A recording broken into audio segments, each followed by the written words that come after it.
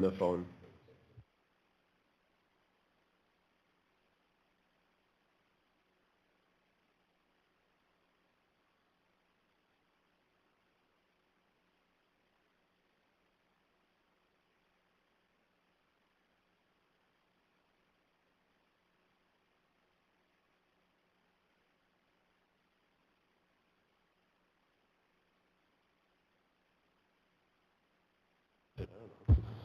Paul, are you there? Paul? Robin?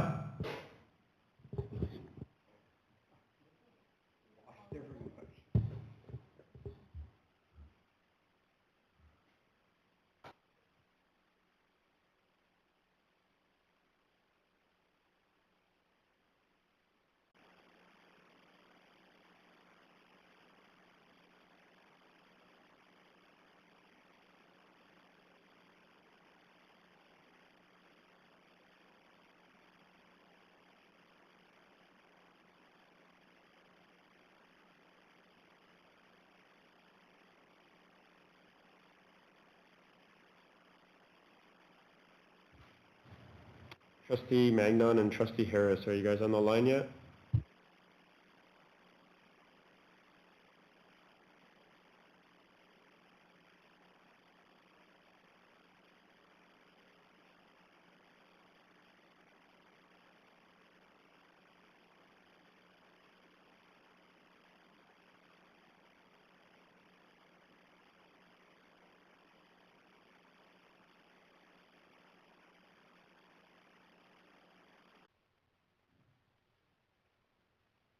Trustee Harris, can you hear us yet?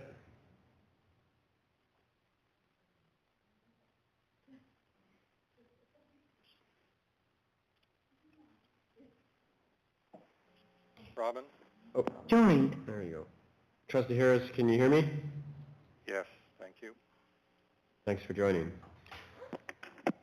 All right, so welcome everybody. Just before we get started, I'm going to stop yelling into my mic here. So before we'll call the meeting to order, and just some comments about who we have in attendance this evening. So in the room we have Trustees Inslee, Trustee Rowland, Trustee Reed, Trustee Nickel, Trustee Barry, myself. On the phone this evening we have Trustee Magnon and Trustee Harris, and Trustee Duma is absent from this evening's meeting. Also joining us this evening we have our Superintendent Timko, we have our Secretary Treasurer Thiessen, we have our Assistant Superintendent Fielberg, and we also have a very special guest joining us for the second time this school year, I think. Divisional Principal of Student Support, Mr. Jody Lobash. And last but not least, we have our Executive Assistant, Jennifer Baker. So that's who's with us tonight. Again, we want to join the, as our chair would say, the millions of viewers watching us online. And first off, I just would like to apologize for the late start. We are having some, we were late coming out of in-camera, and then secondly, we were having some technical difficulties. So I do apologize on behalf of the group here, and we'll call the meeting to order at 7:22. I guess I already called it to order, but I'm saying 7:22. Just a reminder that the meeting is being recorded. Questions, if you have them coming from the public, if you're watching, you can send our questions to our Secretary Treasurer, and I'll get the email shortly there. It's jody.thiessen@sunrisesd.ca, so that's jody.thiessen@sunrisesd.ca. So before we get started and move on, we'll do O Canada, and it's by Gillis School. If you can please, if you can stand, please do so.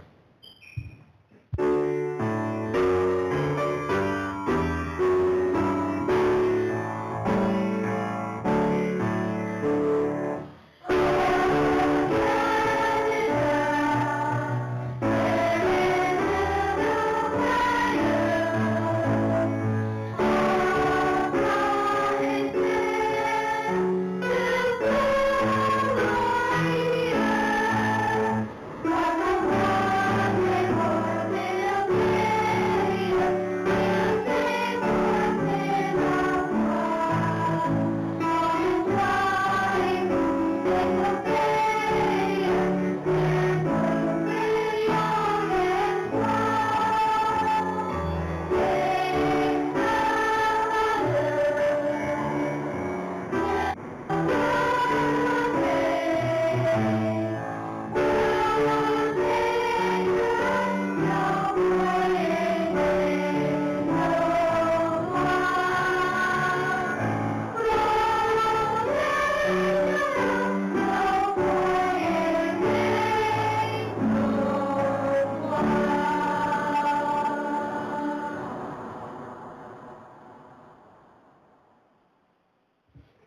right, thank you, Gillis School. Before we move on to, as we move on to 1.3, and before Trustee Berry reads the acknowledgement, I would like to acknowledge on behalf of Sunrise School Division today that today is National Indigenous Peoples Day of Canada, and so I wanted to recognize that. Trustee Berry?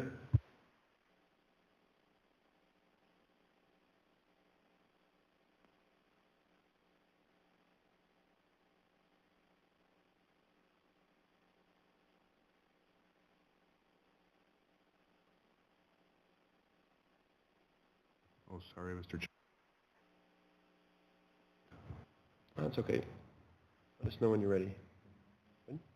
No? Trustee Rowland, do you want to read the treaty acknowledgement?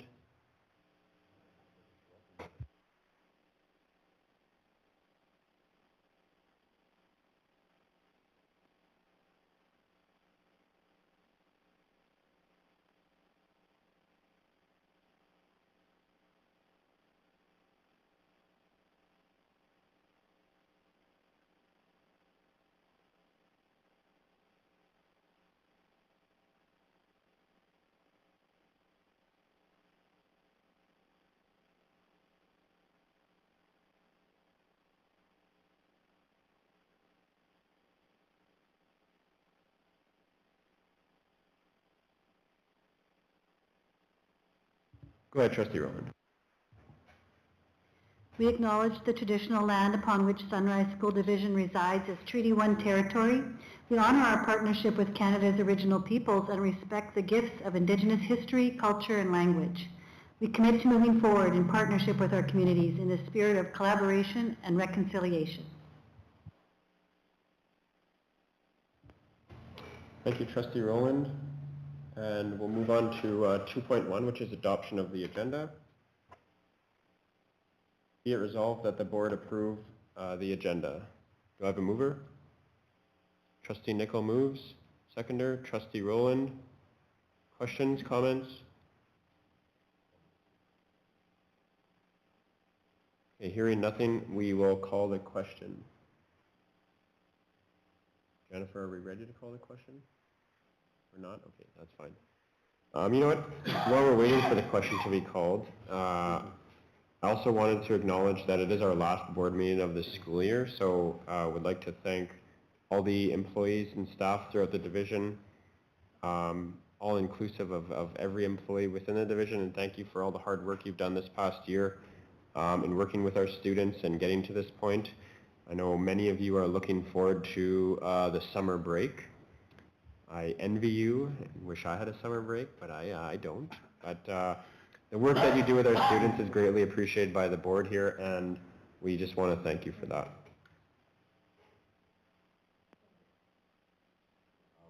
And I think we are good to call the question. Yes, I did. So that was Don and Trustee Nicol motion and Trustee Rowland second.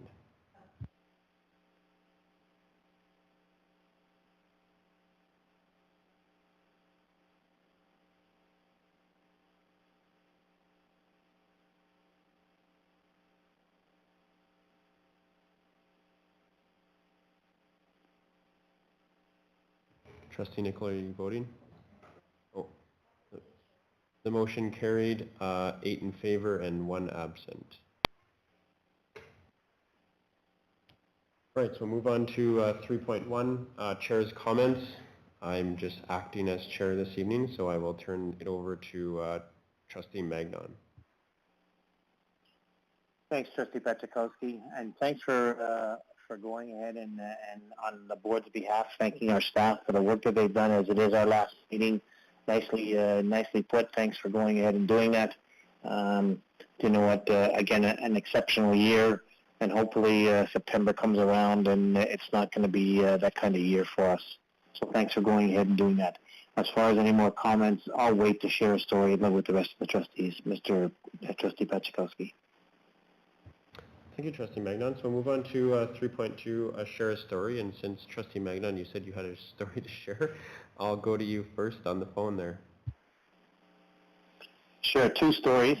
One is certainly I'd like to thank from Powerview School, our alternative high school students who planned a full 2 weeks of activities for the K-12 students to celebrate Indigenous Awareness Month, led by teacher Ashley Schmidt. She did a great job with her students. The students had guest speakers, cultural activities, opening and closing ceremonies, opportunities to try traditional foods, and a closing lunch for the entire school. It was very well received by everyone. It was a huge hit, and the students who planned it were extremely proud of it. We were extremely proud of them, as were the staff. And so, a big shout out to Miss Schmidt for the work that she did. And I can't go without telling you that Powerview School did defeat that school from the south. And you know what? Went ahead and won the lacrosse Division II Manitoba High School Field Lacrosse Championships. And Powerview had a perfect 10-0 season. So congratulations to Larry Sharp and the Powerview School team. That's all. Thank you, Trustee. Can't see. You know, I'm looking on the online, and I just can't see anybody smiling. So I just wanted to make sure that I could see people smiling after we saw that Manitoba kids won. So thanks.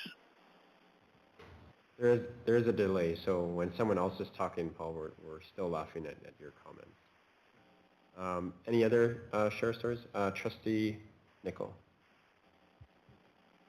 Last Thursday, there was a middle years track and field meet at Lac Du Bonnet. Whitemill sent 44 students. They come up with 55 ribbons. At the end of the day, they came in second overall. I should mention that there was a grade 4 student, Sadie Sancheski, completed against the grade 5s and 6s and came in first in the 100, in the 200 and the 400 race. So I'm looking forward when he gets to be grade 9 or 10 when he goes to the province.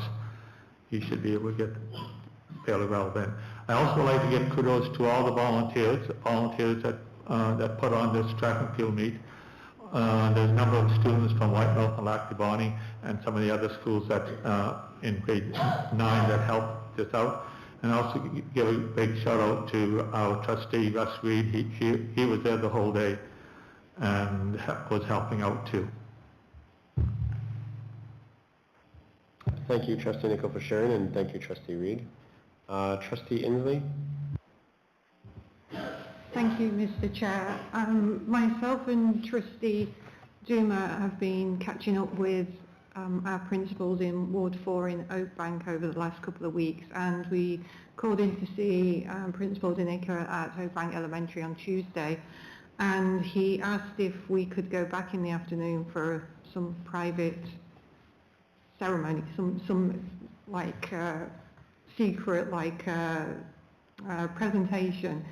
And Trustee Duma could not make it, but I went back, and Oakbank Elementary have got a playground improvement committee, and they've raised between 2018 and 2019 around $100,000, and obviously COVID put the kibosh on doing anything for the last couple of years. And one of the parents who's on the committee is phenomenal at writing grants, and the announcement, even the kids and some of the teachers didn't even know what it was. One of the parents applied for a grant, one of only 13 that the co-op actually issued for 2022.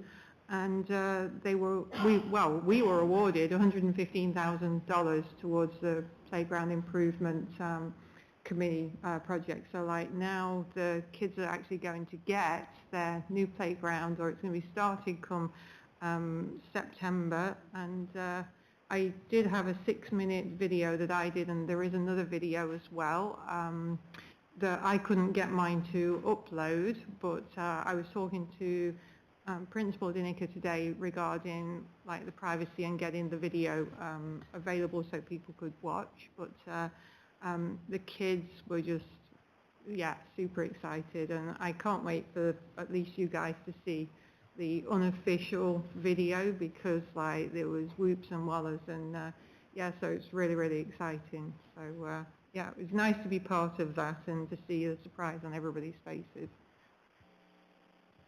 Thank you for sharing, Trustee Inslee. And I mean, over the course of my term as a trustee, we've heard so much about that playground committee out there. So I'm glad to know that their hard work is finally paying off. So that's good to hear.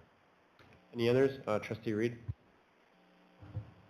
I just wanted to add a little bit to what Don said. The track meet was scheduled and postponed, I think, about 5 times because it keeps raining in Lac Du Bonnet. We finally got to have the actual track meet, and I was actually very impressed with the students. I saw several instances where, say, a 400 or an 800 race, the kids would come down to the final stretch and the winner would be declared, and I saw other students come over and say congratulations or good race or something to that effect, which really impressed me, because maybe I wasn't looking for it as much when I was teaching, but I don't remember seeing it, say, 20 or 30 years ago. But these kids were really, it was good to see them shaking hands and stuff like that, which I hadn't expected. So makes me want to go back for the next track meet now. Thanks for sharing, Trustee Reed. Any other? Okay, so thank you for sharing those stories, trustees. Any stories from our... Sure. I feel like I need to follow a little bit up with Oakbank Elementary, because the staff and students also had a really big secret on Friday. They planned a secret assembly to bid farewell to Principal Dinica, and they all snuck into the gym without his knowledge and waited for him and wished him farewell and yelled, "Surprise, Mr. Dinica," and totally caught him off guard and had a little assembly wishing him well in his retirement, and it was absolutely fabulous. They're good secret keepers. Thanks, Kathy. All right, so hearing no others, we'll move on to 4.1, which we finally arrive at our special guest again. Thanks for being patient with us, Jody, in the delay start, but welcome, Jody, and he's got a presentation for us that he's going to be sharing, so thank you for coming.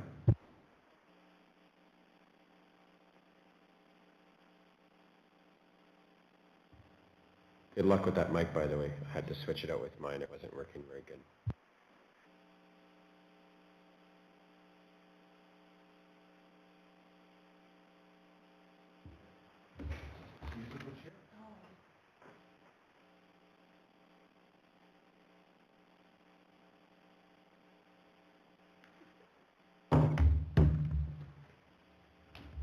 Teachers are used to doing this all the time. Absolutely, all good.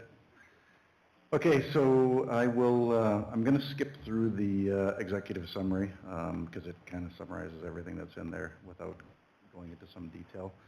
So we'll go right to the review. So there's 6 sections. So section 1 is just the current status. So every school has 1 library clerk. Exceptions are Hazel Ridge with only a 0.25, and the colonies don't have any. In terms of the budget, $73,000 is allocated. 22 of that is for curricular materials for SORA, and then for library clerk PD. And then the rest of that is shared throughout the schools, and it works out to be $11 per student. In terms of schedules, K to 6, the average is 1.5 periods per cycle. Grade 7 and 8 is about 1 per cycle, and 9 to 12 is flexible. They don't have periods assigned. And in terms of other access, there's a lot of variations where some schools are open before school, some are open after school, some are open at recess or at lunchtime, and so it really varies between school to school. Review process. So I met with the library clerks on March 9th, and I got a lot of really good feedback from them, and it really helped guide what the questions were going to be in the surveys that we provided for the teachers and the students, as well as giving me insight into where everybody was with the overdue book process and the need to have something a little tighter. On March 16th, at CELT meeting, met with the administrators, shared the overdue book, the draft for the overdue book process, as well as the feedback that the library clerks gave me. And then we had surveys open for teachers that were sent out to all staff. We had 135 teachers completed, and we did kind of a cross-section of middle years and seniors as well as early year students, and so a total of 26 classes completed those surveys. And then we'll get into some of that data. Okay, so middle years and senior year students, when do they visit the library? 60% are with the classroom, and 30% during lunch or recess. And then there was the next one.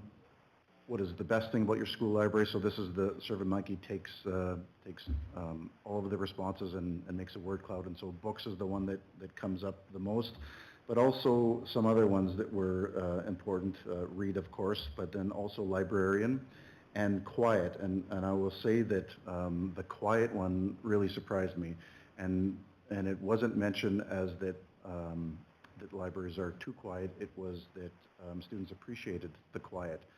So I didn't expect that. That's probably why we should be asking students for their feedback, because I was very surprised with that, and it was kind of a recurring theme, and you'll see more of that as we go through. Check all the reasons that you visit the library. So about 2/3 go because they're looking for books and they're bringing books back, and 40% use it for study time or to get some homework done. And if we look at some of the other, so there was 11 other responses, some of these ones that I liked. So talk to the librarian, can't spell her name properly offhand, but she's fun to chat with, which is great. I think that's great feedback from a middle years or high school kid. Eat lunch because it's quiet, and it's a quiet place to be away from people and check out iPads and calculators. What is one way we could improve the school library? Again, lots of different words on here, but the ones that kind of stand out, we have couches, books, computers, beanbag chairs, and so these are high school kids who I think still would like to have some comfortable places to be in the library. And so some of their quotes: remove all the old books that no one reads, add new ones, and then add more technology to make it more like a computer lab with books. Get more books everyone likes. One way it can be improved is the injection of newer, faster computers, and add comfier chairs to use.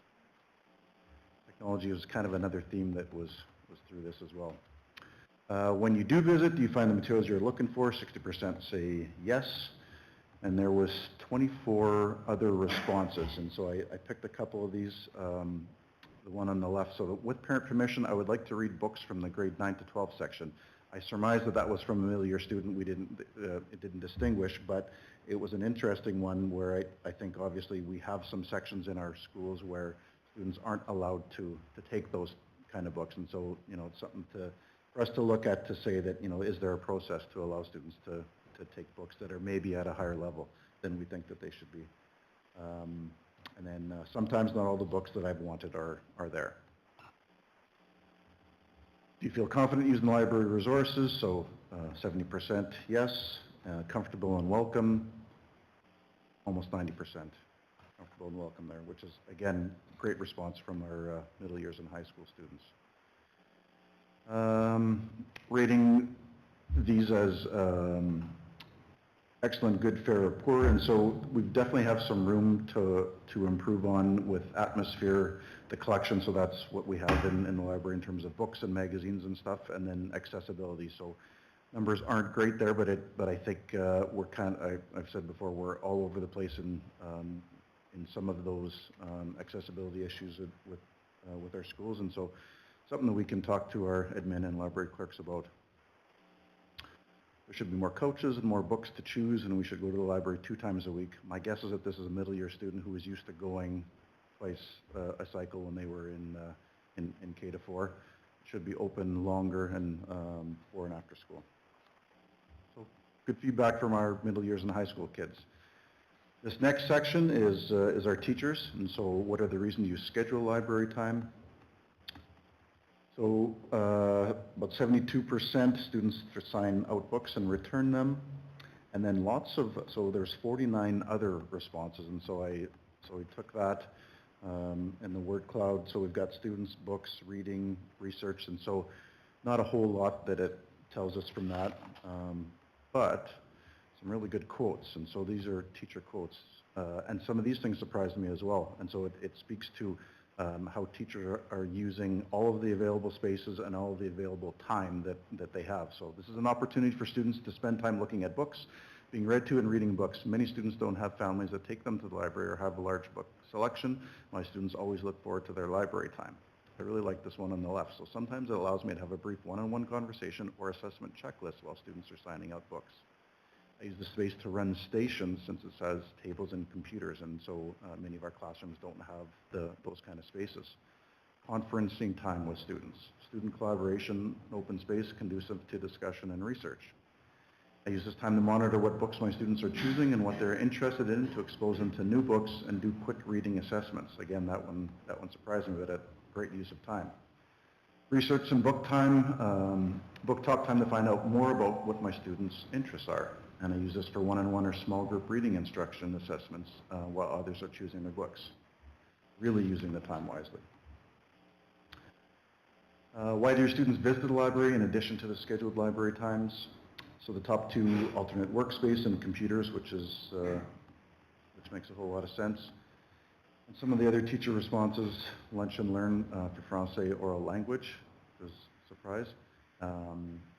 Quite safe place to read on their own, and special research talent development projects. How does the library support the work you do in the classroom? So lots of good responses there. Additional workspace, inspiring readers, providing, recommending resources to teachers and to students.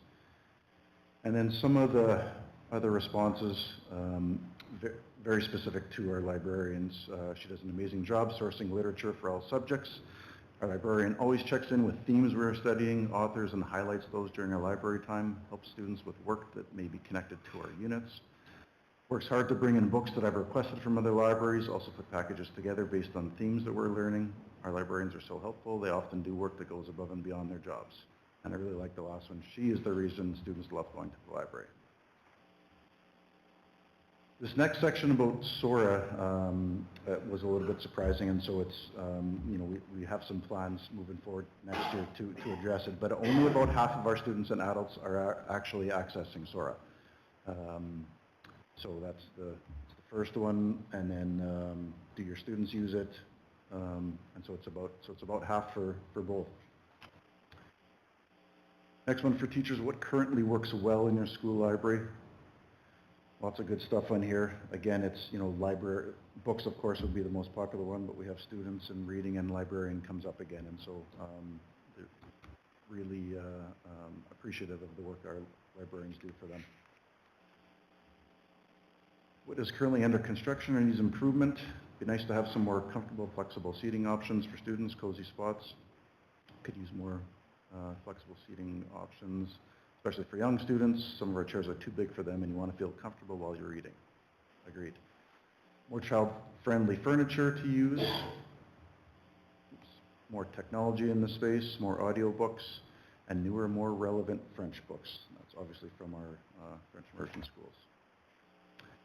And then the last one is our early year students. Is your school library where you feel pleasant and welcome? All of them agreed with that.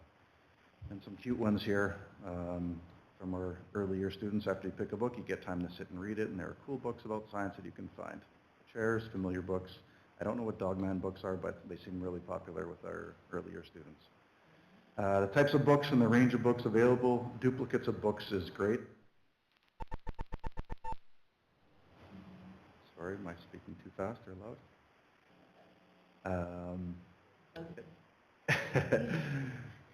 She reads us good books. We like that she reads to us. Cushions and Pillows are wonderful. It has books that I like, mix of new books and old books, beanbag chairs, moving chairs, the way it's organized, and is quiet. And we like the funny books our librarian reads to us. We like the comfy seats. What do you wish was different? Cushions for everyone, multiple copies of Dogman books again. Bendy books, more books that I like, hard to find books in time, and that's an interesting one. Sometimes library periods can go pretty quick. More graphic novels for everyone, more couches and tables, more quiet in the library, and we'd like more time to be in there. And this is our earlier students, so half of them use Sora often, and then the other half rarely or never. So, admin feedback, just a couple here.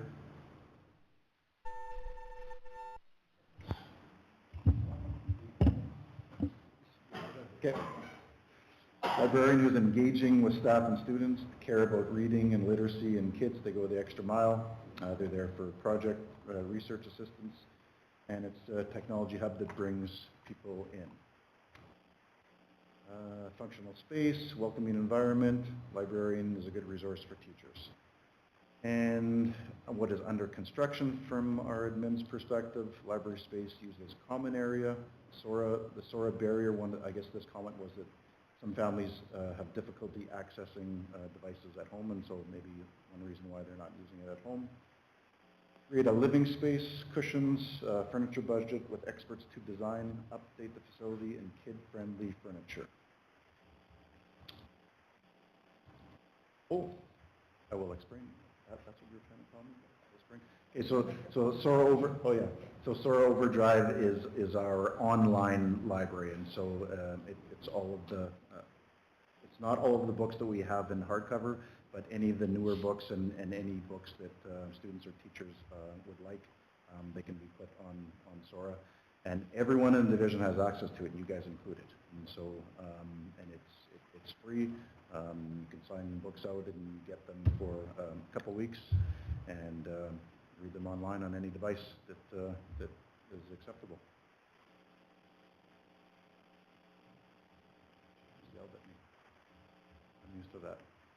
Okay, so section 4, actions already initiated. So we implemented a divisional overdue book process, and I'll go through this quickly and I'll kind of explain why. So the step 1, library clerk gives a friendly verbal reminder to the student. The student is still permitted to borrow a book. Step 2, library clerk notifies a classroom teacher, and then they go into it further, follow up with a student, but the student is still permitted to sign out a book. Steps 3, 4, and 5, this is dependent on the principal.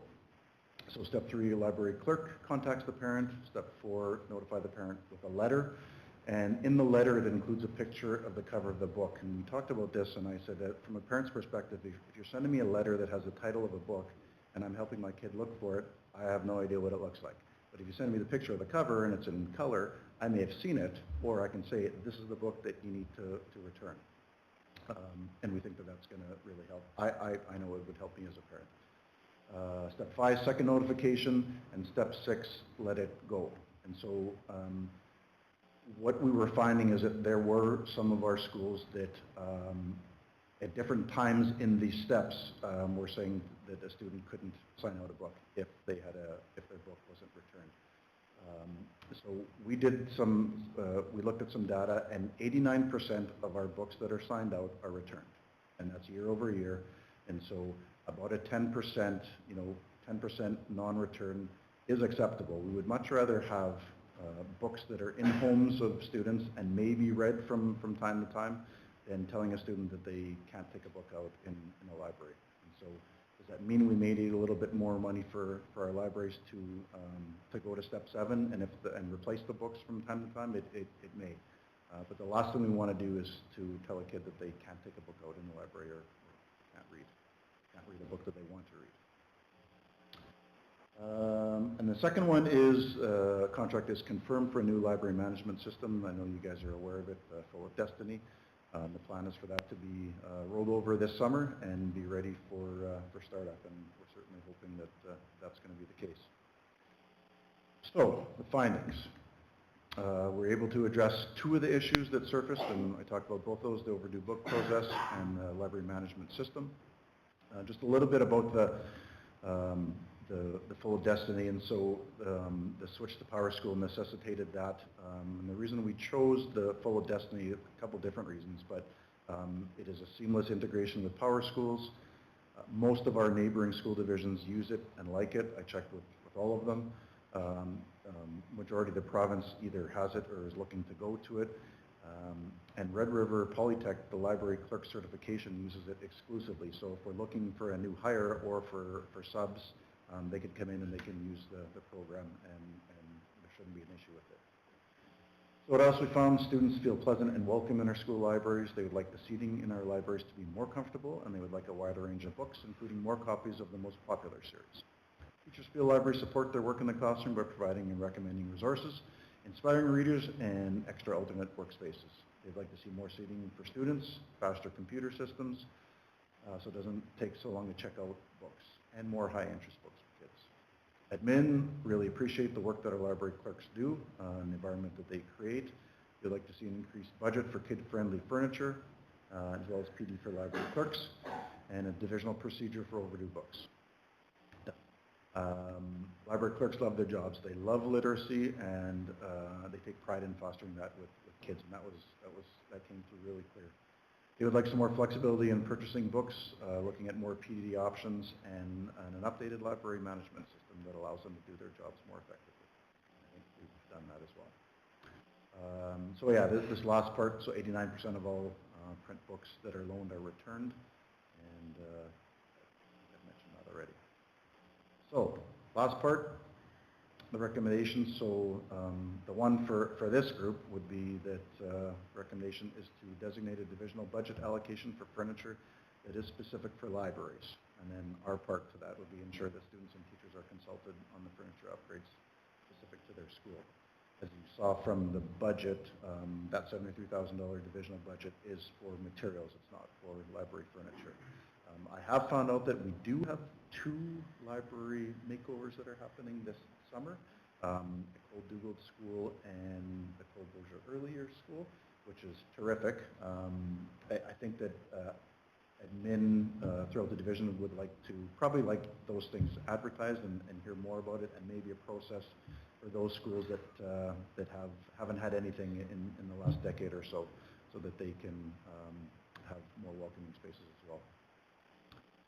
And number 2, increase staff student awareness of the SOAR Overdrive by implementing an information campaign during the first 2 months of the school year, so that every student and teacher is aware and able to access the resources online. And so technology is part of that as well, but we're really going to do a push in September, because if there was about 30% that said, I don't even know what SOAR is, and so we need to do a better job of that.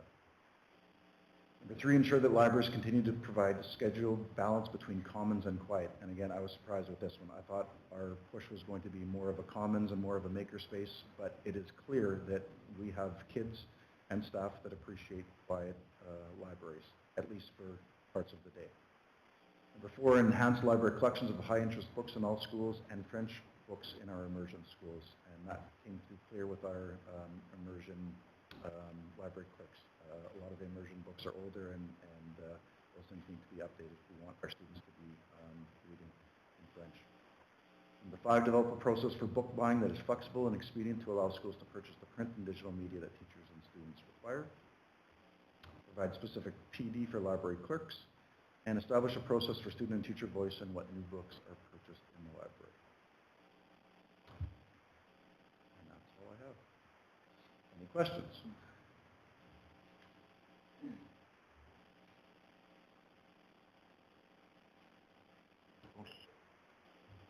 Jared, I have a couple of questions.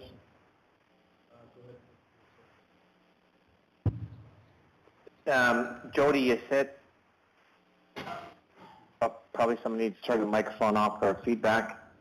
Yeah, go ahead, Paul. Jody, you said that more flexibility in purchasing books. I don't understand that. Does that mean the librarians are looking for more flexibility in purchasing, or what's that issue? There we go. Okay. So that was feedback both from our librarians and our admin.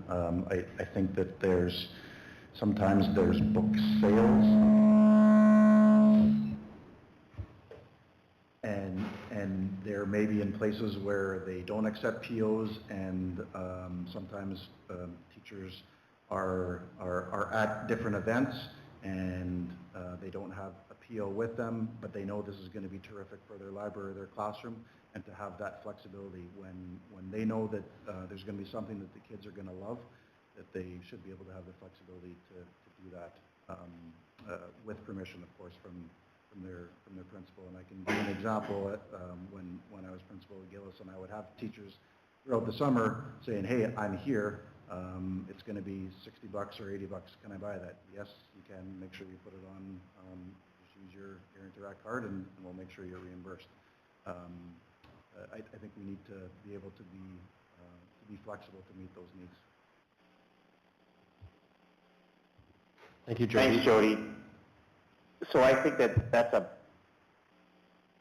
an issue that we should be able to solve. If we're looking for more flexibility in purchasing books, let's figure that out, how we can go ahead and solve that. My second question is, one of the recommendations here is a divisional budget for purchasing library furniture. Difficulty when school principals are carrying over a fair bit of money, and so they have the money in the schools, yet they're choosing not to spend it on library furniture. Anybody want to comment on that? I guess what I would say to that is there may be some of those schools that already have their libraries upgraded. You know, we have, I can speak to Gillis, that was done when I was there. There's a couple that have been updated already, but there's more than several that haven't been. And I know some of the carryover, although I'm not privy to all the budget information, but I know some of those carryovers, they're earmarked for different projects. Okay, thanks, Jody. Thanks, Trustee Magna. Any other questions, Trustee Nicol? This is probably not a question, more like a statement. I was really surprised with it.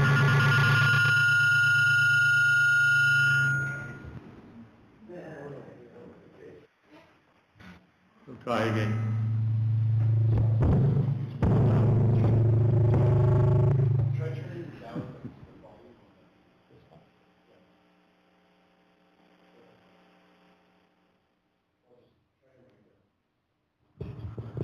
Okay.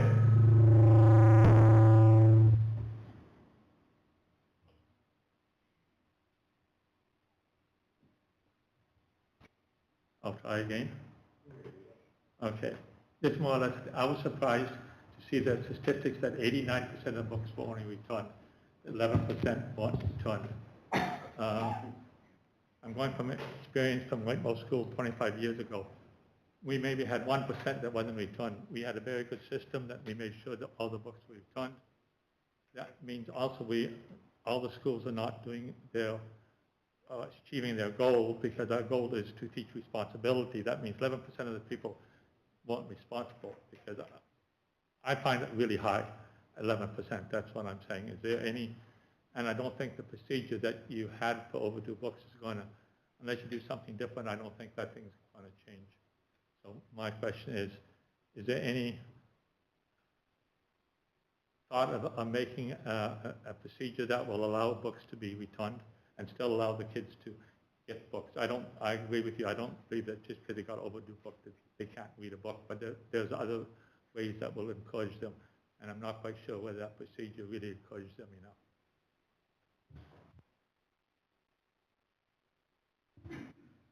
Yeah, I think the goal is always 100% return, but if it's at the expense of not allowing kids to take out books, then we're going to always side with allowing kids to take out books.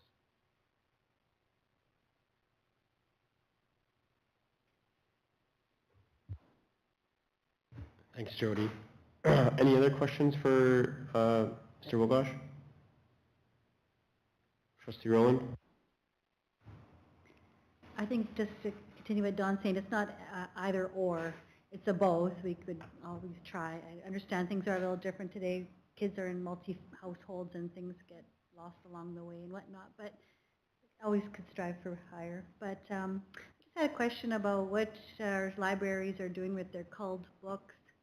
And I recall a few years back, I think trying to make a donation of books to the schools, because often we have purchased books through the Scholastic program at the library and have a plethora of brand new books that we would like other children to enjoy, but haven't been able to, get them in good hands. Is there some comments about what we're doing with books there? Thanks. Yeah, it's one of the things that was talked about, and so we actually do have a procedure divisionally, but it's part of the procedure is to donate them to places that want them, and we haven't found places that want them yet. So schools are sitting on boxes of books that have been culled, and we have to figure out a process that makes sense. And I can say that I did check in with the colonies, and it's happened with them before. They don't want books that others don't want anymore, right? And so it's and I totally get their perspective, and so there isn't anyone else in our school division that wants the books that schools have deemed that aren't worthy in their libraries anymore. So we've talked about sending them to other countries, to places that don't have a lot, and so that's something that we need to look into.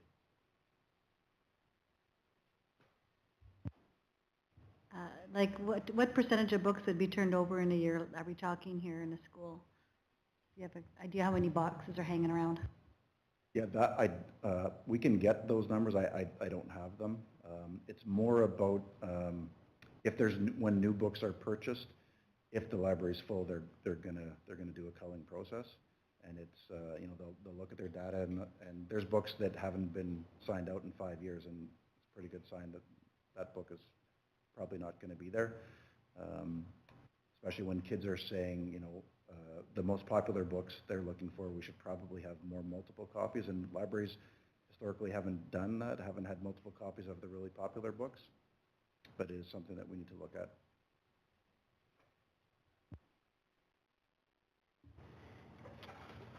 Any other questions on the phone? Hearing none, the one comment I would make, or I sort of comment as well, is, I wasn't surprised to hear about the quiet thing. I listened to a TED Talk just a couple of months ago. It was about education. I can't remember the name of the speaker for the life of me right now. I've been trying for the last 10 minutes, but she spoke very well about, how our education system is evolving in so many good ways, but that collaborative, inclusive learning environment isn't necessarily good for introverted children, right? So I think those are probably the children that really strive and appreciate that environment more so. So I think as an education system, I think I would like to see more of that. So our inclusive work together, collaborative learning styles that we're adapting are great, but that's not where some kids are going to thrive, right? Just a comment, but so I wasn't surprised to hear that, because I think it's probably a lot more introversion in our schools than we even understand. So, yeah. I guess that's it. So we took up enough of your time this evening. So we appreciate you joining us again, Jody. Thank you for the presentation. Absolutely. You do have to stay for the rest of the meeting. Nice try. I'm just kidding. Yeah, enjoy your evening. Okay, so we'll move on to 5.1, our minutes from June 7th. So the motion is be it resolved that the board adopt the June 7th, 2022 board meeting minutes. Do I have a mover? Trustee Nicol, seconder. Trustee Rowland. Questions? Hearing none, we'll call the question.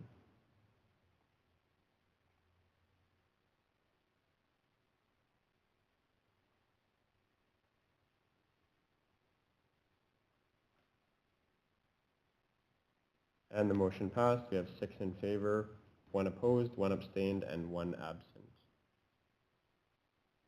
Moving on to 6.1 Superintendent's Report.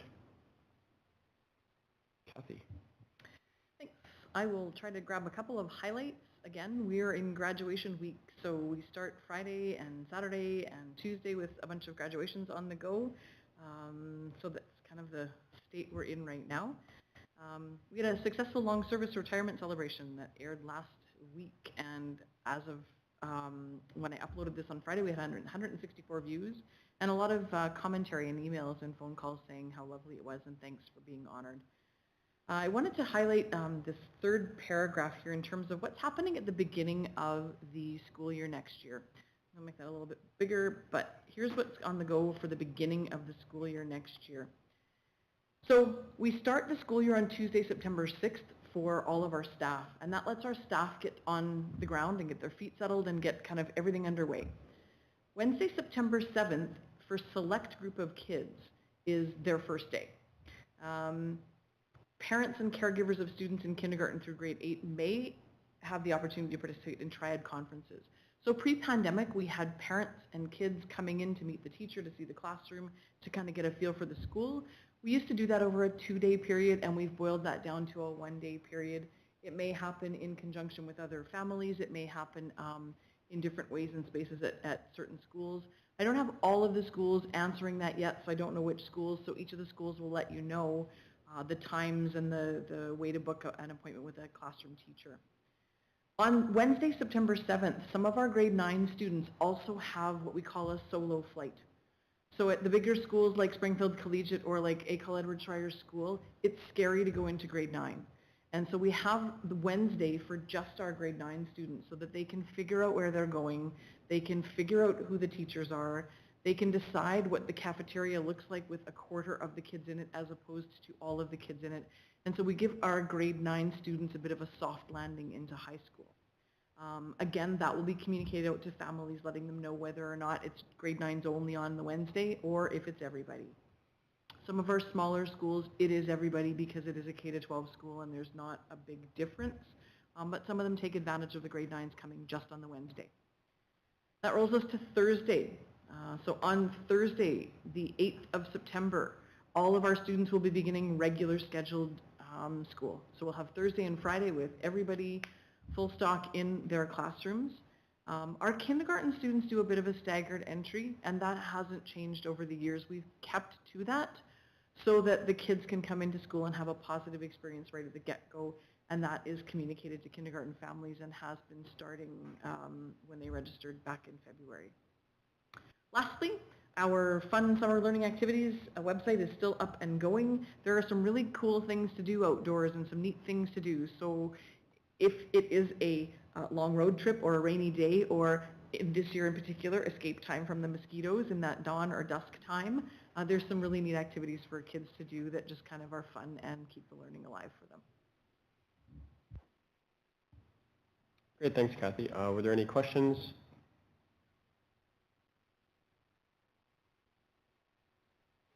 Excellent. So hearing none, we'll move on to 6.2, reporting schedule. And there is a motion there. So on the reporting schedule for next year, we've gone with a reporting schedule for this year, and you have the 2 documents there. One is the how have we done so far, and then the other one is the draft reporting schedule. So it was one of those where we wanted to have a motion come forward saying that we were going to adopt that as our draft board reports, just so that I and the senior admin team have an idea that this is the work that we're preparing for the upcoming year. So I'll go ahead and read the motion, and then we can discuss it after. So be it resolved that the board adopt the draft 2022-2023 board reports document as their schedule for regular reports presented to the board throughout the 2022-2023 school year. Be it further resolved that the schedule remain open to changes by the board or the superintendent, but provide a proactive structure of targeting items for the superintendent to prepare throughout the course of the year. Do I have a mover? Trustee Nicol. Do I have a seconder? Trustee Barry seconds. Comments or questions? Hearing none, we'll call the question. Trustee Petrikowski, I have a comment, can I?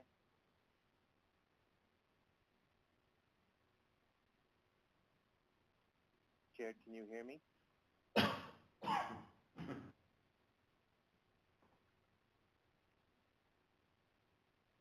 Jared, Paul has a question or comment.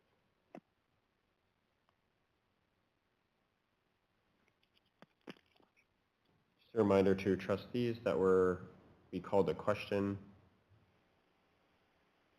on 6. Jared, Jared, I have a question. Oh, sure, go ahead. We're in the middle of voting, but go ahead. Sorry. My question is, Kathy, my understanding is then that you're looking at reviewing 2 programs. One is talent development and the other program, I'm sorry, Kath? Arts education. Okay. Okay, thank you.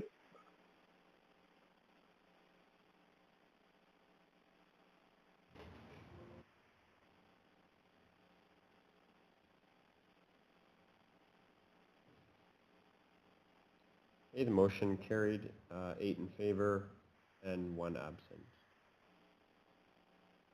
Moving on to 7.1, the Secretary Treasurer's report. Jody.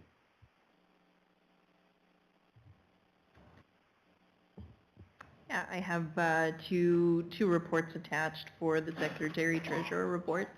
One is just the overall department activities going on. I think all the focus right now on majority of the departments is wrapping up the school year. The buses are preparing, or the transportation department will be preparing for about 100 buses to return back to the bus garage in Beausejour between the dates June 29th and 30th.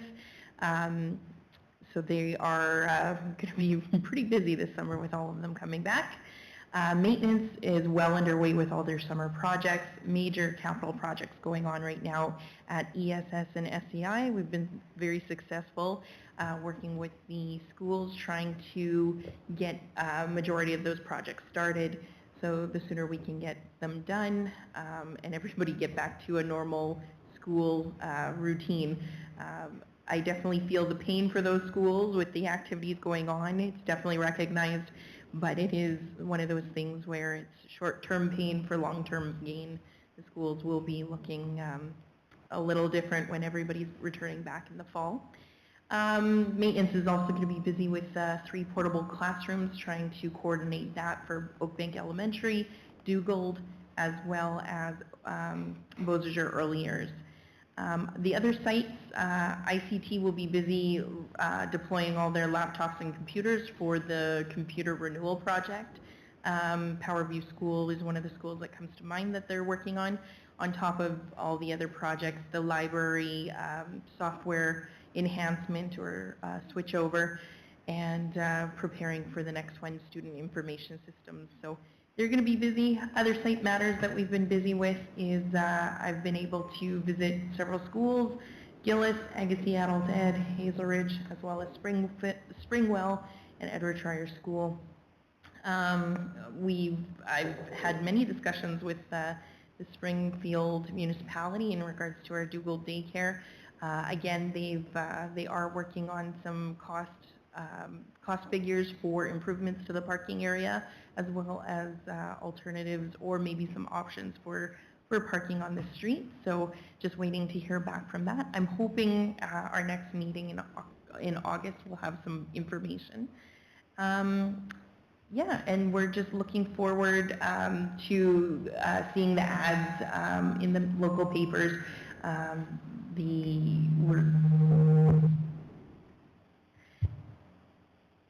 We'll be seeing in the Clipper and local papers of congratulations to the grads. That'll be going into the local paper probably this week. We'll be seeing the ads just in celebration of the hard work the students have over the years. The other item for projects, there's a lot of feedback on these mics tonight, but the other item was something that was brought to, that needs to be brought to the board's attention is the maintenance, I'll pull it up on my screen here. The maintenance department was approved to be allocated about $300,000 or $311,000 of additional funds for projects. And this is the projects that they're underway and utilizing those additional funds for. So they are, majority of these projects will be done by June 30th, with the exception of the window replacement at Whitemouth School, Oakbank Elementary, and Enola.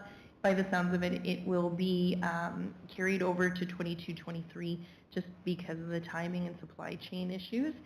The orders were in, but it is taking some time for the windows to be received by that time. And there's going to be about 50% of the Dugald Library renovations.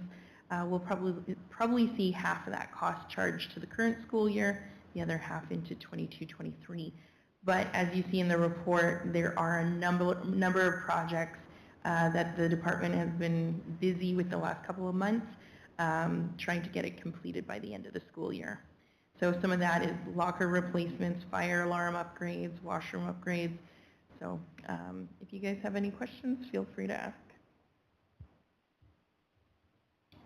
Thanks, Jody. Any questions for Jody? Okay, so hearing none, we'll move on to 7. Jared, I have a question, please. Yep. Go ahead, Joe. Jody, where did the 310,000 figure come of additional projects? Can you refresh my memory?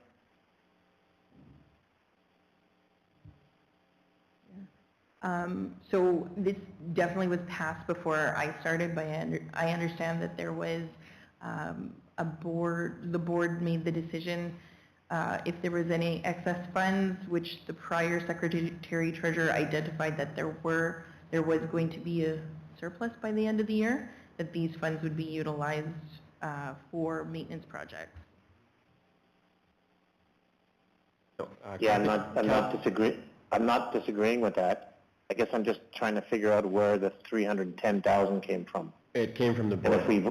It came from the board. There was a motion either February or March. Kathy's looking for it right now.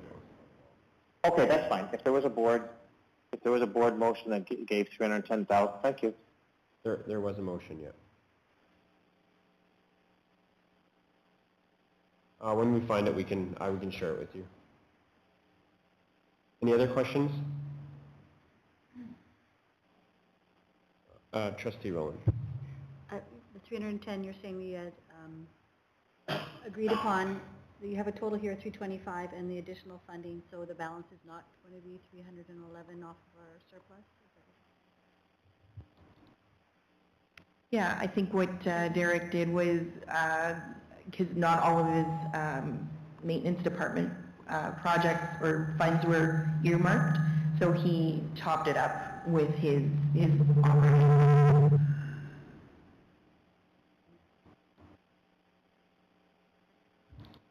Okay, so we'll move on to 7.2. Just a reminder, we'll try and stay as far away back from our mics as possible. They seem to be working still, but they're not working great.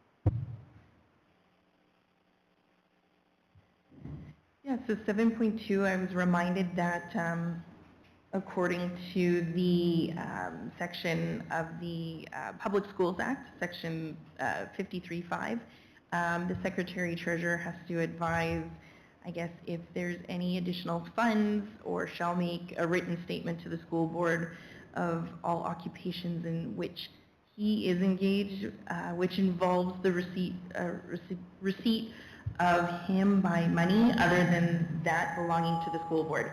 So I should remind everybody, probably the Public School Act is dated and it doesn't recognize females in this role, but maybe one day the province will be on board with that. So with that being said, I interpret it that I should be stating if I have any other income other than the school division or from the school board, and majority of the community is well aware that I do own my own active green farm with my husband, so there will be funds that I personally will have received from my active farming operations. So with that being said, I do not believe there should be any conflict of interest between my farming operation or the vendors in the farming operation with regards to the Sunrise School Division.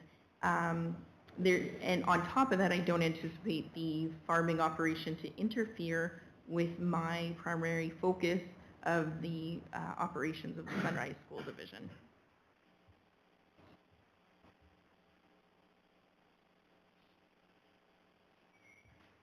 Thank you, Jody. Any questions for Jody? Hearing none. Just to go back to Paul, so we did find the motion. It was from March 15th. It was a total of approximately 650,000. 311 of that was earmarked for maintenance, and the other portion was earmarked for school supplies. Moving on to 8.0 board business. So 8.1 is COVID costs, and I'm going to come right back to you. All right, I'll just pull it up on my screen here. For the most part, I think everybody's been seeing these reports on an ongoing basis. I'm just, at this point in time, identifying that we are utilizing all the funds provided from the province regarding COVID support. So if anybody has questions, feel free to ask. Trustee Inslee. I'm just interested to know why the costs keep, I know it says projected, but the costs keep going up, and the staffing total is projected to be the second highest so far. Why is it we are still needing to spend so much in relation to COVID on teachers? So these would be the instructional support teachers and the itinerant substitutes that we put in place from January until June. So we had approved for those teachers to be in all of our schools, so that's for this school year only.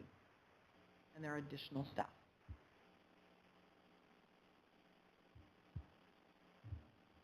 Any other questions?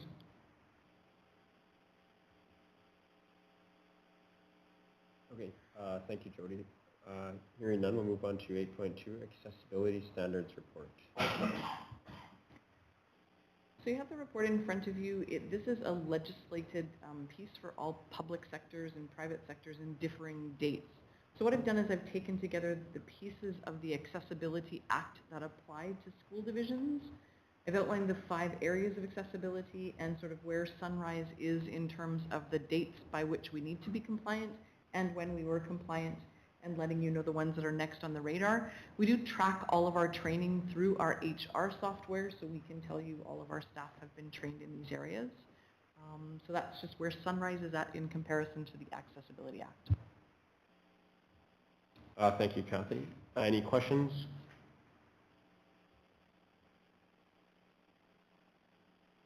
Okay, hearing none, we'll move on to 8.3, HIPAA report. Yeah, this came up from the last board meeting. I guess some questions around the FIPA request, who is our privacy officer. So this report is kind of to highlight some of the information that was discussed. I am the access and privacy officer. The executive assistant, Stacey Bonito, is the coordinator, access and privacy coordinator. For the most part, the process is there are requests submitted. We will review them. If not all requests need to be formal in some nature. Some of the requests could be on items that we already have publicly. So if it's on our website or on our board agendas, that can be shared freely. I myself or even Stacey will advise them, yeah, you can find this on our website and you don't need to file a FIPA request. It's already public information. There are also changes to the FIPA Act, or I guess Freedom of Information Act, that was heavily discussed at the end of 2021. So the changes took effect January 1st, 2022. There was a number of changes, but I thought I'd highlight the changes that really would be applicable to us. Some of them would be not all the requests need to be on a special document format. We ourselves could create our own format or report or template for folks to request information. The only thing is, I think the key for anybody requesting information, it has to be reasonable. It should have whatever request they have. We should understand what they're requesting. There should be no interpretation left to the officer or the coordinator. The information being requested should be clearly identified. Otherwise, then you're left to assumptions and the wrong information is being shared that the person is not asking for or the group is not asking for. The other item that was kind of nice to see that the change in response changed from 30 days to 45-day period. That does help when the information is a large volume to sort through or just the number of staff that have to sort through it in different departments. So that was kind of nice to see. The other side of things, there's a number of changes in addition to 13.1 has been added. Section 13 does allow a public body to disregard certain requests under only the following conditions. So there are some items that you can say, yeah, no, we're not going to fill it out because the request is trivial or frivolous. For the most part, though, they could also challenge and take it to the ombudsman if we refuse. So when refusing, it should be within reason. And the information, again, we could refuse because the information is already available. We just have to direct them to where it needs to go. Other things that we do have some consideration for in making determination that we are not going to provide that information. Sometimes it's the number of requests made by the same applicant. They could have just a passion for all this information and the sheer volume and time it takes. So there is some of that. Whether the request is reasonable or related to requests that have been made by 2 or more applicants who are associated within the meaning of the regulations. So that kind of indicates that if they are 2 individuals that you know are working together, not that you can share that information saying person A and tell person A, person B also requested that same information, but you know that they're working together. Sometimes it's possibly even 2 newspapers working on the same article. You can under those circumstances, make a decision of providing that information or not. At the end of the day, any refusal, the officer will still have to provide with a reasonable explanation why the request cannot no longer be fulfilled. But the requesting body still has the right to appeal or bring the attention to the ombudsman. The ombudsman would then ask for further information, further clarification. For the most part, there will be information that we will review. It will be always a case-by-case basis if we can provide that information internally. We will even take it up to a legal opinion as well. If that information is beyond my understanding or my scope, we also seek out legal opinions as well before we proceed with a FIPA request. Any other questions? Thank you, Jody. Any questions? Okay, hearing none, we'll move on to 8.4, school fee recommendations. So I've split the school fee recommendation and the field trip recommendation into 2 separate items, and there is a motion attached to the school fee recommendation. So it was the wish of the board to sort of say we don't want to be charging families the general school fee or school fees. So I have put together that report and a proposed motion if the board would like to entertain it. Thank you. So, you know, we have a proposed motion or a motion there, so I'll read the motion and then we can have some discussion if need be. So, be it resolved that the board approve a one-time allocation of $25 per student from accumulated surplus to replace the collection of general student fees from families. I have a mover. I'll move it, Paul. Trustee Magnon moves. Trustee Rowland seconds. Questions or comments?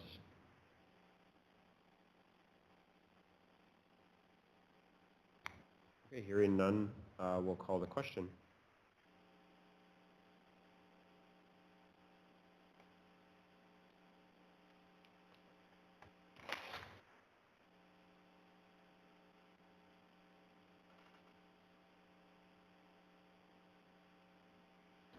Motion was carried, 8 in favor with 1 absent. Thank you very much, Kathy, for putting that together for us. Appreciate it. Moving on to 8.5, field trip recommendation. So for this one, and the reason I split this one off is that I feel like we're still needing to get a bunch more information on the types of field trips and the kinds of field trips and where we're spending our existing field trip budget and what we're collecting money for and not collecting money for. So I have kind of put all of that information in the report for you, and my recommendation would be at this point to leave the process of providing field trips as is, and that the superintendent's department would gather data on all field trips, whether they're covered by divisional funds or through the user pay model, and bring that to the board on a regular basis so that we can have a better sense of what is the amount of money that we are either asking families or being covered by fundraised money at the schools. My proposal is to leave it as is and collect some data this coming year.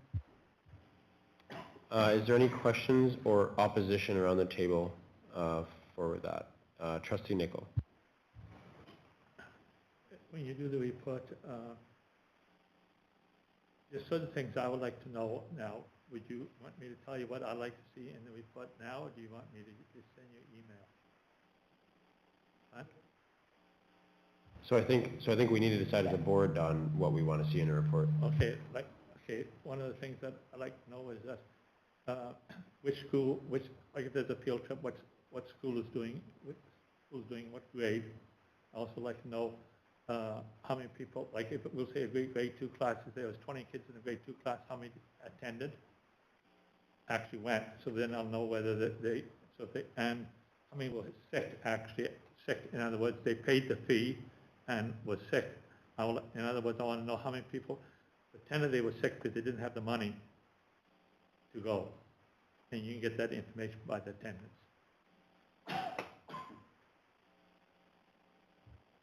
Any other questions or comments? So I have a question, Trustee Pachkowski. So Kathy, can I just understand? So next year, schools will be allowed to charge if they go to the museum, they'll be able to charge people to go to the museum. Is that what I'm understanding? Yeah, so I think what we need to do is to say right now the schools do combos. They sometimes cover things on the day trips and they sometimes cover things that are considered of interest.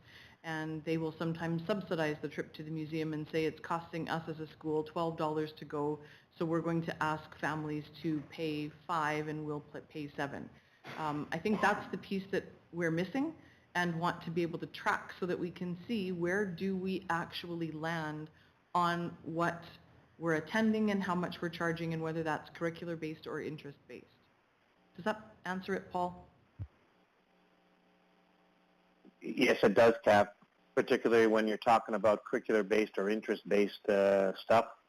Again, yeah, let's collect some more information about it. Obviously, we're not in the right place to make a decision yet, but I do want us to err on the fact is about how much money we're looking at collecting from parents as we move forward. But thank you. Thanks, Paul. Hearing nothing else, we will move on to 8.6. There's a proposal to subdivide file numbers 4110227664. It's for information. Anybody want to comment on that or no? It's there for information. Any comments or questions from the board on that? Okay, so we'll move on to 8.7, which is our 2021 compensation disclosure report. So be it resolved that the Board of Trustees receives the audited schedule of compensation of Sunrise School Division for the year ended December 31st, 2021 for information, and that it will be posted on the Sunrise School Division website as per regulation. Do I have a mover? Trustee Nicol. I'll move it, Paul. Trustee Nicol moves, Trustee Magnan seconds. Questions or comments? Hearing none, we'll call the question.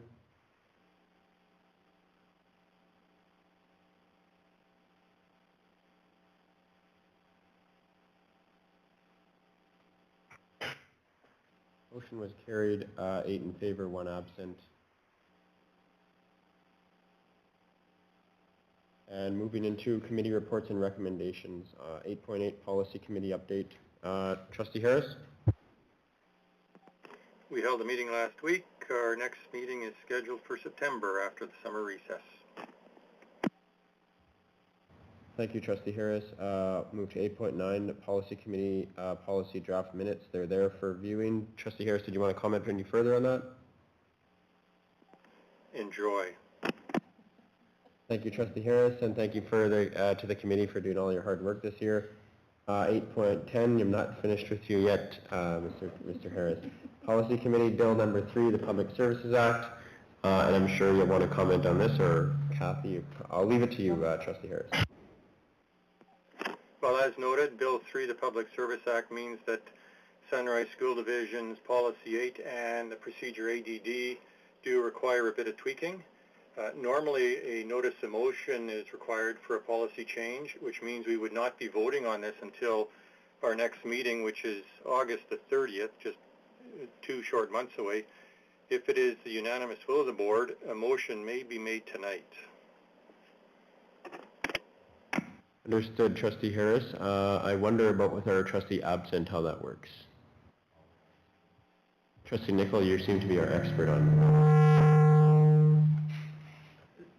The rule is as long as, for the people that's attending the meeting, doesn't matter whether they're absent or not, as long as everybody's attending.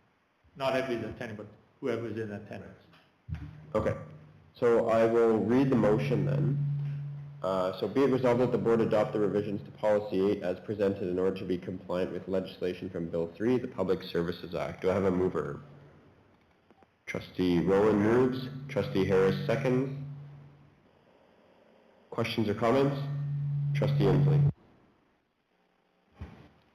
I reviewed the original policy and there's a lot of red additional writing added in. Could I ask, is that a copy and paste from Bill 3, the Public Schools Act? Like where did all that come from? I wasn't quite sure from the attachments. That's a great question, and I will let our chair of our policy committee speak to that. I will defer to Kathy if I may. So Karen, are you looking at ADD? Okay, so in ADD, you'll see the original, and then all of that red writing is coming, you're right, directly from Bill 3. So that's the insert from Bill 3 that we're putting into our ADD procedure. The words are in that Bill 3 Public Services Act, and we've just brought those into our ADD policy, or ADD procedure. In Policy 8, the red words that you'll see in the amended just make reference to the fact that trustees need to follow ADD. And why was it not included previously? Why was this kind of initiated now? New legislation. So the Public Services or the Public Sector Public Services Act just came in. Every school, actually every public body needs to be in compliance with it by, what's the date of it? Isn't it July 1st? Or it's past? Okay, yeah. We're on schedule. Any other questions or comments? Okay, so we will call the question.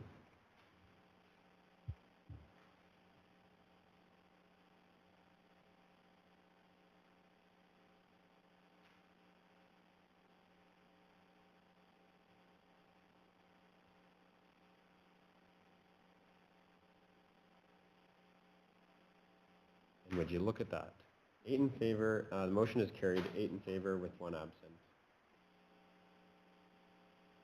Again, good work to the policy committee this year. Again, Trustee Harris chairing and the rest of you on the committee, you guys have done some fabulous work this year, and the workload was quite heavy, as well as Superintendent Timko as well. Thank you for your help. Moving on to 8.11, Finance Committee update, Chair Trustee Nicol.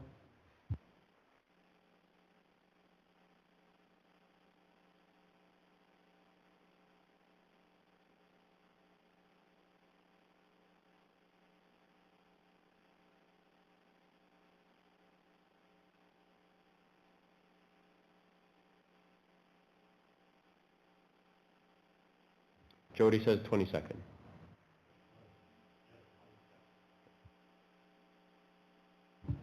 Thank you. Moving on to 8.12, Finance Committee, Finance draft minutes. Trustee Nicol, do you want to comment on the minutes? We didn't hear anything of the last conversation, Jared, so can you make sure that Trustee Nicol turns his microphone on, or we didn't hear anything? Oh, okay, sorry, no, he was just, I'll repeat it. I'm sorry, Paul, I didn't have the mic on. I just said we had a meeting last Thursday, which is the last meeting of the school year. Our next meeting will be in September the 22nd, and that's all the information from there. But I can also talk about the draft minutes. These are the draft minutes that are here, and it just gives you an idea what we talked about, and some of those things, 7.0 and 8.0 or 8.1, so it will be given to you by the Secretary Treasurer when it comes up later on. Thank you, Trustee Nicol. Moving on to 8.13, I guess 8.13. There's a be it resolved that the board received the May 2022 check register with total amount of checks issued $4,127,684.31, reviewed on June 16th, 2022 by the Finance Committee for information as submitted. Do I have a Trustee Nicol motion and Trustee Reed seconds? Questions or comments? Trustee Rowland? I just noticed at the bottom of that, of your statement, that the meeting date is not filled in at the bottom of the page. It was June 16th.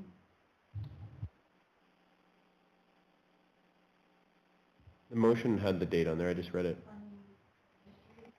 Oh, on the document, on the PDF document? Is that what you're talking about?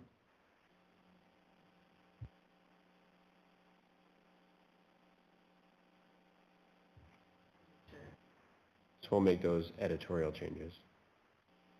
Thanks for pointing that out. So hearing nothing else, we'll call the question to 8.13.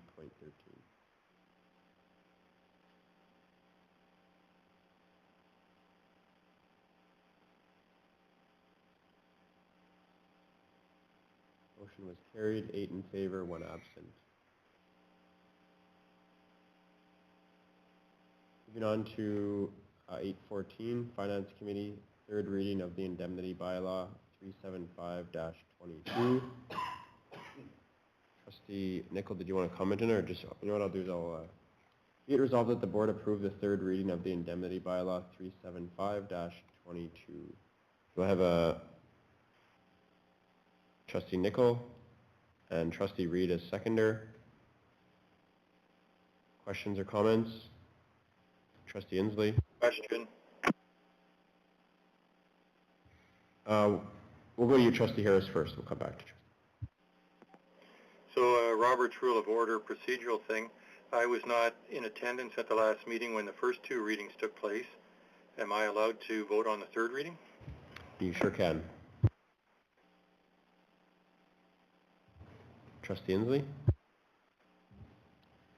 I'm just looking at the percentage changes for the basic indemnity and committees, and some of the percentages are quite a bit higher than the other percentages. Why is it not a percentage change, like a set percentage increase across the board? Why is one 6.8, one's 8.9, vice chair's got a 10.4% pay increase, like chairs of committees 9.8%? I'm just wondering why that percentage increase is not uniform across the positions. Where did the different numbers come from? Thank you for the question, Trustee Inslee. Trustee Nicol? When I presented last time, I said it was approximately 6.5, and you know yourself, if you were doing it $30 and you went up by $3, that's a higher percentage than if you went something up from $30 from $400. So don't look at percentages really as much as the figure. Plus, I also said that I rounded it off so that like for instance, the $10,000, what, if I took if we took 6.5 and 9,360, it doesn't give you 10,000 exactly. But to make it easier, I didn't work down $9,990.83. So that means the percentage will not always be 6.5, but the average more or less was around 6.5. So I don't have it in front of me right now, I had it before, but, and that's why the percentage on some of the small things, like for instance, the meals, we only went up the meals by $5, but I think it was something like 33%, because we were only getting 15, so if you go up by $5, so it's going to be 33%, but it's only $5 increase for the breakfast. And the same thing for supper, no, not supper, lunch. Yes. Also. No, I'm just looking, I'm not challenging obviously meetings and anything else. It's just that the basic pay indemnities for the positions, I just thought the percentage change would be uniform across the board. So like, yeah, $10,000 as opposed to $9,360, but then $3,000 for the chair, that's up from $2,755. I'm just wondering where those increased numbers came from, and should it not have been based on a uniform percentage increase across all positions? So say, I don't know, you could probably work this out, Don, like say an average of all those positions was 7.5%, that like everybody's like is 7.5 rather than 6.8, 8.9, 10.4.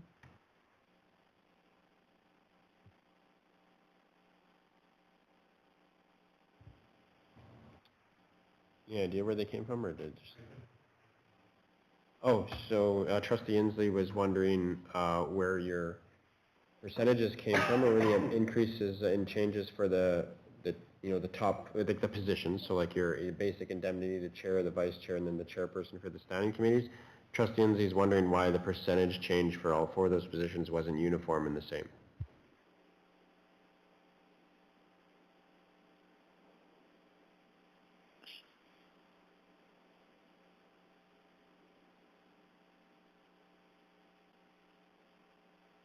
Chair, is Don talking? I was trying to have it so that it would be even dollars, and also trying at the same time look to see, I think I mentioned last time that I looked to see what the other divisions were doing, trying to make it comparable. So that's why the percentage wasn't going to be the same. And I didn't intend it to be the same. I said we looked at the base of 6.5, then we did some adjusting, some little bit of rounding off, and like for instance, we got $2,755. So rather than just put down, it was 8.9. Now, if I change that down to $2,990, it would have been quite a bit less. It wouldn't be 8.9, but to make it a little bit easier and comparable to what Hanover Green, Evergreen was, that's how I figure out the. I didn't really look at every percentage to make sure that they were all the same, and we didn't intend to do that. When we worked this out, we indicated when we had the meeting what we were going to do, we weren't looking at the percentage exactly, but like for instance, the meetings that we went from $30 to $40, that's 33%, but it's really only $10. So, and that meeting was at $30 was very low compared to any other division. So that's why we went up to $40. Trustee Pachikowski, can I say something? Absolutely, yeah. So, Trustee Inslee, Don did talk about it the last time that we got together. That is the rationale that he certainly used. It wasn't about one position getting any more. He did talk about grounding dollars. He did talk about comparing with other school divisions. We voted on those on this position, the first reading and the second reading with these figures. Nothing's changed. Thank you. Trustee Inslee? My follow-up comment, I appreciate what you just mentioned, Trustee Mannion, but like we don't round up divisional staffs or teachers like salaries, they get a percentage, and so to me it would make sense that it's 1% across the board for the basic indemnities. And Trustee Nicholl, yeah, I appreciate your comments on like the meals and the other things, but as regards the basic indemnities, I just personally feel that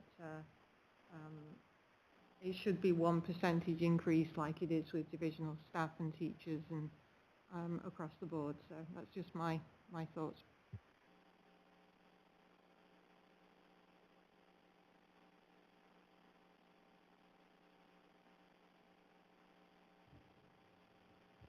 I can respond to that. Yeah, go ahead, yeah. Again, when we decided the base more or less would be 6.5. This is the system that we use. Now, whether you like the system or not, but I'm telling you how the system was used. We decided to take the base of 6.5, and that was a projection on what was going to happen a year from now. We don't know what we're going to give to the teachers or what the teachers are going to get for this done by the province. So we did a 6.5, but we also looked at that we wanted to have it comparable to what the other divisions were doing. We also wanted to have it rounding off. These are the things that we were looking at. That we didn't want to have something like $615.23 to make sure. Right now at 620 it was 6.9. So to make it exactly 6.5, don't even worry about looking at the other school divisions, what they're doing. You'd have to have something like $616.22. Well, we're not talking about very much extra money that we, in this case here, so it was easier to round off, and that's what we were looking at when we trying to get a indemnity bylaw. Indemnity bylaw doesn't have to be exact percentage. It was just a figure that we said, and we said this is about what it's going to land out, somewhere around 6.5, plus we want it comparable to other divisions. Thanks, Don. Any other questions or comments? Okay, so hearing none, we'll call the question.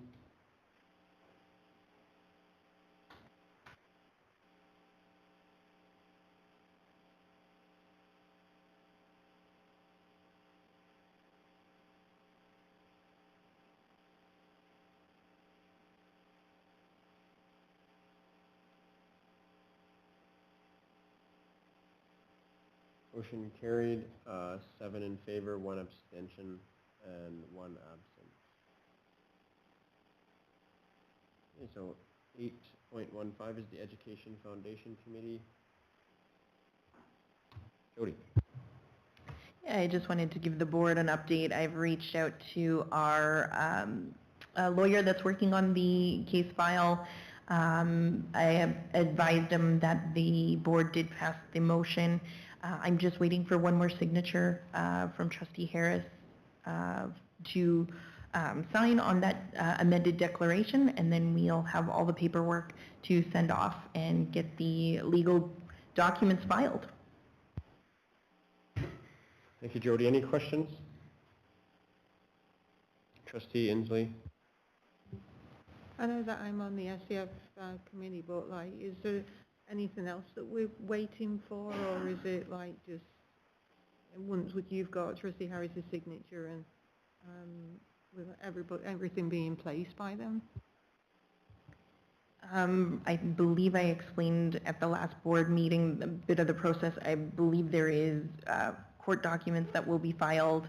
It will be reviewed by a panel at CRA once more. To amend a foundation, you have to, you can't just amend it through CRA. You have to go through the legal court process. So that is the next step, to go through the legal court system. So I don't know how long that will take, but it could be a while because there is all the checks and balances that have to take place. Thank you. So can I comment? I think that we hope we have our ducks in a row, certainly with this. So Jody, what you've done, to answer your question, Trustee Inslee, we have our ducks in a row. It's gone to legal. Hopefully they don't come back with any kind of problem, and we're going to be able to move forward with this. we'll wait through the process. But that's kind of where we are. Okay, thank you. 10.0 Divisional Financial Summary Report, just there for information. Any comments or questions, Trustee Inslee? The one thing that stood out was year-to-date sick leave, an increase of 244 days. Is that from May to April? Like, and why the big? What is the result of those? Or do you know, like, why those sick days are so many? Yeah, to address the question, so 244 days, those are for all the staff or substitutes that came in that we paid. So we are not privy to the reason of why people are sick or anything of that nature, but we do know we needed for all the staff 244 days of substitutes collectively through the April to May period. Or sorry, yeah, April to May period.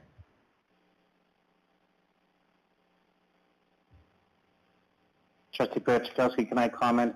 I like the way the Finance Committee is set up with Jody. That report, it looks good. Thanks very much for doing that. Thanks, Paul. Under 11, Board Correspondence, 11.1, Chairperson Correspondence sent and received. 11.2, so there's nothing under there. 11.2 is Letter of Response from Manitoba Municipal Relations Community Planning Branch. The attachments are there for information. 12.0, nice to know information items. There was ESS grad car wash, Clipper, ESS to play high school hockey. Harvey celebrates Indigenous culture. Sunrise Athletes Shine at Provincials, LDBSS grad parade June 24th. Upcoming meetings August 30th and September 6th of 2022. Press releases, I don't see anything under there. Questions from the public. Do we have any questions from the public? I'll double check right now. I know a few minutes ago I didn't see anything, but you never know. Nope, no questions from the public. Trustee Nicol? Yeah, before we close the meeting, I'd like to know about the meeting on Thursday. We still have an item from in camera. Fine? We still have an item from in camera. Oh, okay. We will talk about it at the end, though. All right, so there was no questions from the public. 15 is move to in-camera. We don't have to move it back to in-camera. There's a 17.0 items from in-camera. There's one item. Recommendation is be it resolved that the board reimburse the fuel costs of the Powerview hockey coach for the entire 2021-2022 hockey season. Do I have a mover? Trustee Nicol. Do I have a seconder? Trustee Rowland. Questions? Okay, so we'll call the question.